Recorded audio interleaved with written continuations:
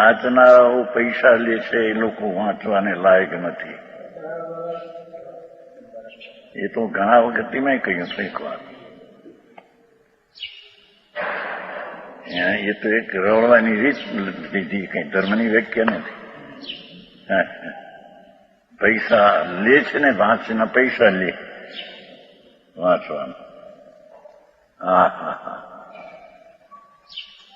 એ લોકોને વાંચવાનું બંધ કરી દેવું જોઈએ. જે લોકો પૈસા લે છે એ લોકો વાંચવાને લાયક નથી, એને બંધ કરી દેવું છે વાંચવું. બધે મુમુક્ષુ મંડળમાં એ વાંચી શકશે નહીં. પણ એ કઈ ખબર નહીં પૈસા લે, પણ મારા પૈસા લે ખાનગી. વળી પાછું કે એવી રીતે ફલાણે ગયો છું ત્યાં મને આમ આપ્યું છું અને આપે છે એમ કરીને માગે કે માગણ છે તો મોટો.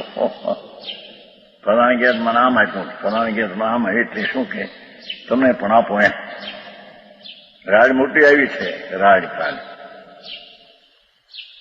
એવા જેવું વ્યાખ્યાન વાંચવાને લાયક નથી, પોતે ધર્મ સમજવાને લાયક નથી, એને વાંચવાને લાયક નથી. એટલું સમજવું. સમજાવું? પણ હજી પૈસા લે છે એમાં લાભ ક્યાંથી? એના પાસે લાભ જ ન હોય ને પાસેથી. એને કઈ એને શું થાય લાભ? કેનાર જ ખોટું છે ત્યાં. પૈસાના લોભે તો વાંચે છે. અને જે પૈસા લે છે એ તો લાયક જ નથી જણીએ. એના હાટું થાય કે હું અહીં કઈક ધમ કરવું ને બતાવું મારે.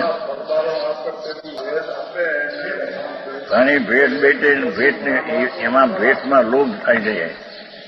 એ ભેટમાં એમ થઈને એક આને આપ્યું પછી બીજાને એમ કે મને ફલાણે આપ્યું હતું એમ કરીને પૈસા માગે. ખરેખર હજારો રૂપિયા લે છે એમ કીધું. પૈસા લેવા ને વાંચવું. હા, એ માણસ તો ખરેખર એની પાસે સાંભળવાને પણ લાયક નથી. એની પાસે સાંભળવું ન જોઈએ.